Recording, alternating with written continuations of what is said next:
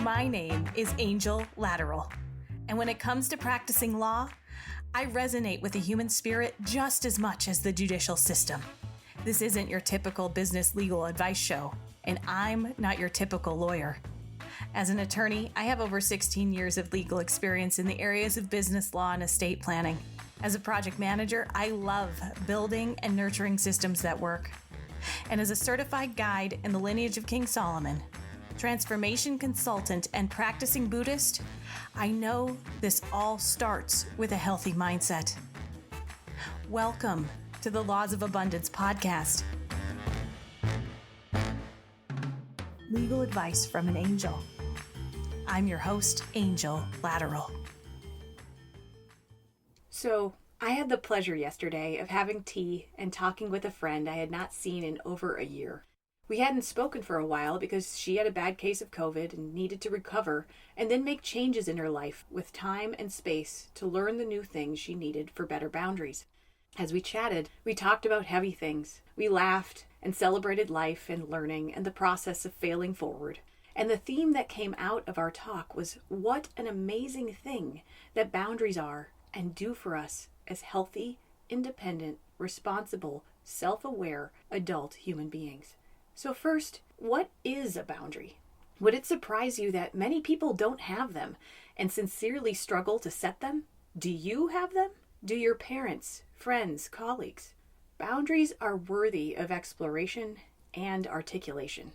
I like to think of a boundary first as physical, a clear space of demarcation between me and the other. But what about the non-physical side of boundaries? The stuff you can't see. The place where boundaries are most important in establishing between you and the other.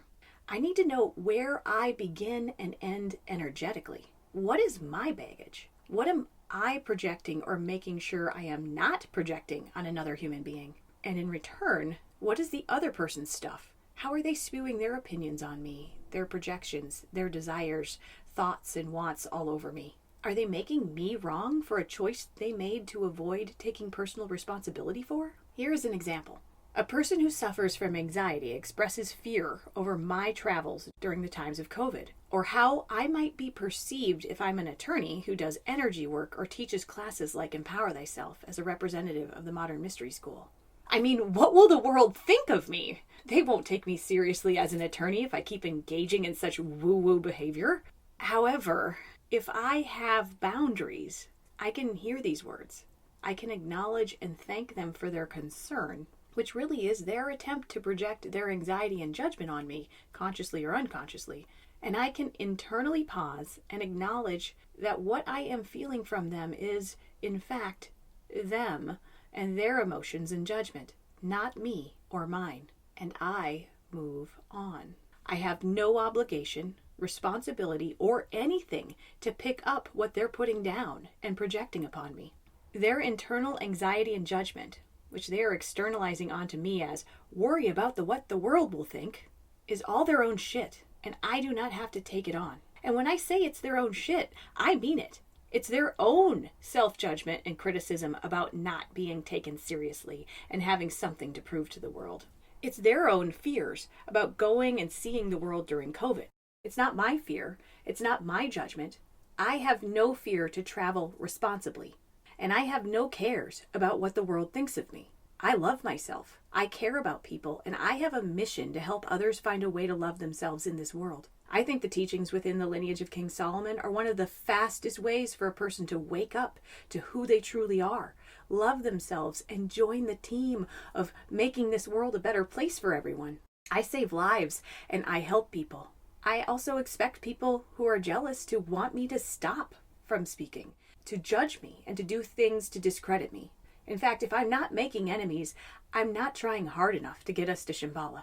So I am very clear that the judgment of others is not my deal, and I don't care about it. Now, me being clear about this does not mean me creating drama.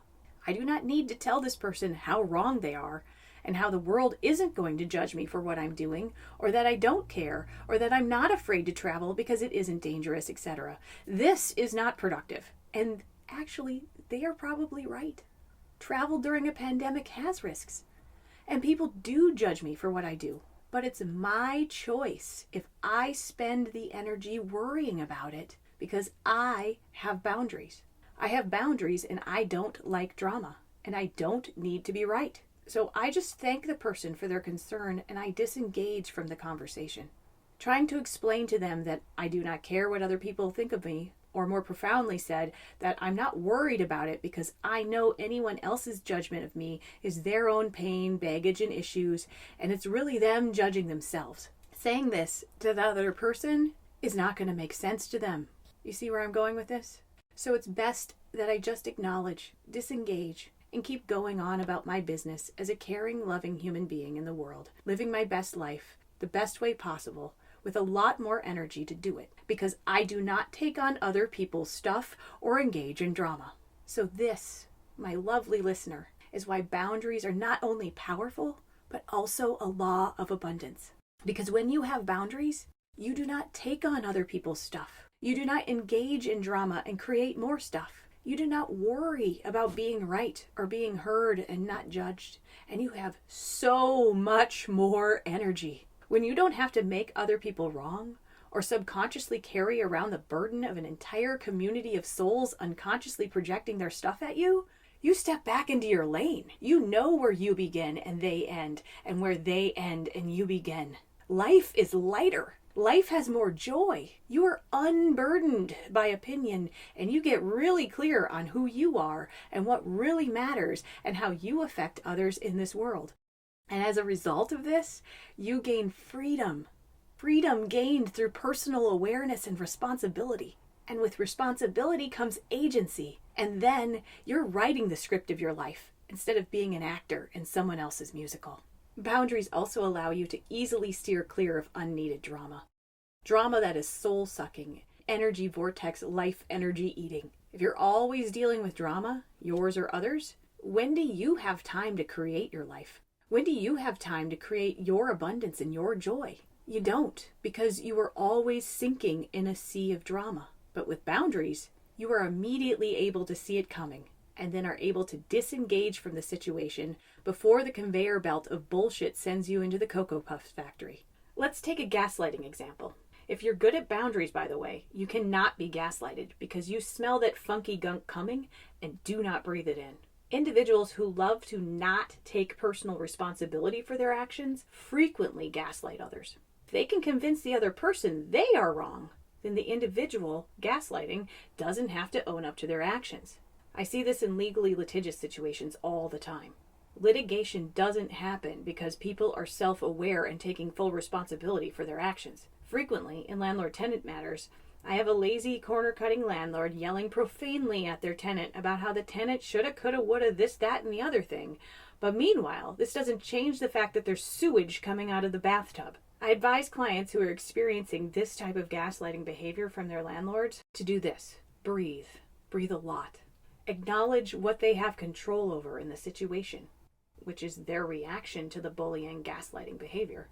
To make decisions from a non-emotional, non-reactionary, or non-negative space. I tell them to ask themselves, what is my stuff? What is the landlord's stuff? Where can I act but not engage in a way that will throw gasoline on this fire?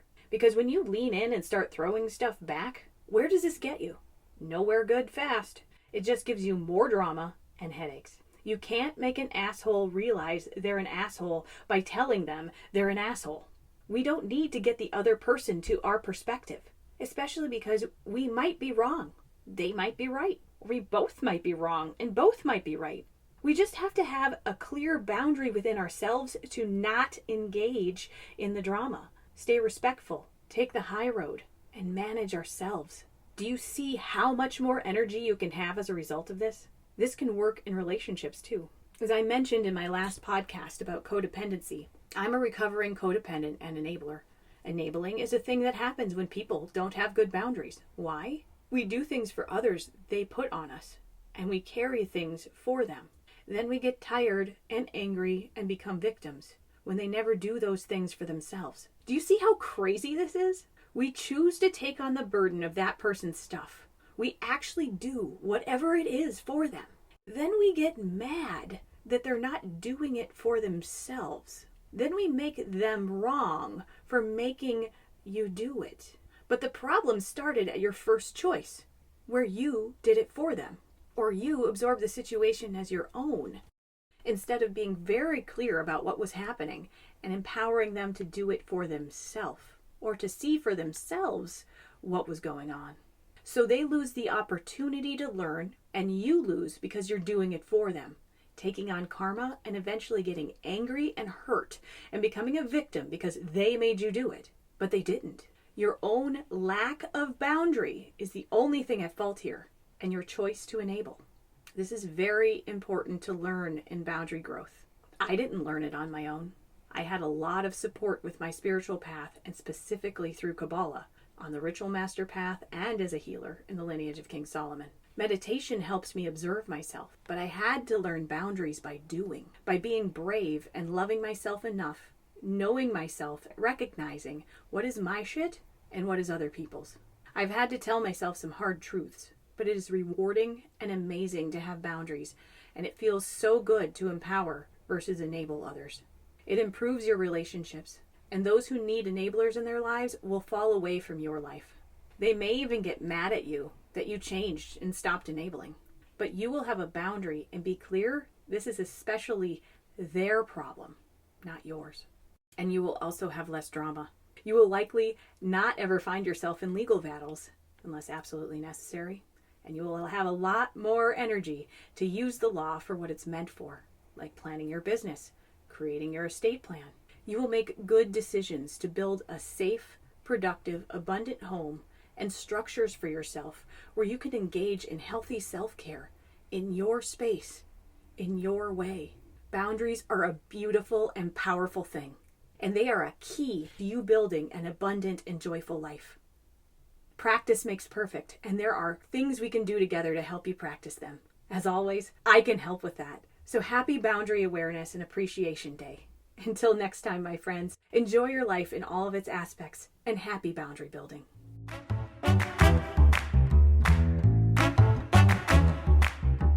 Thank you for allowing me to help you prosper. If you like this podcast, please review and subscribe. You can find out more about me at laterallaw.com/Laws of Abundance podcast. I'm your host, Angel Lateral, and I can help with that.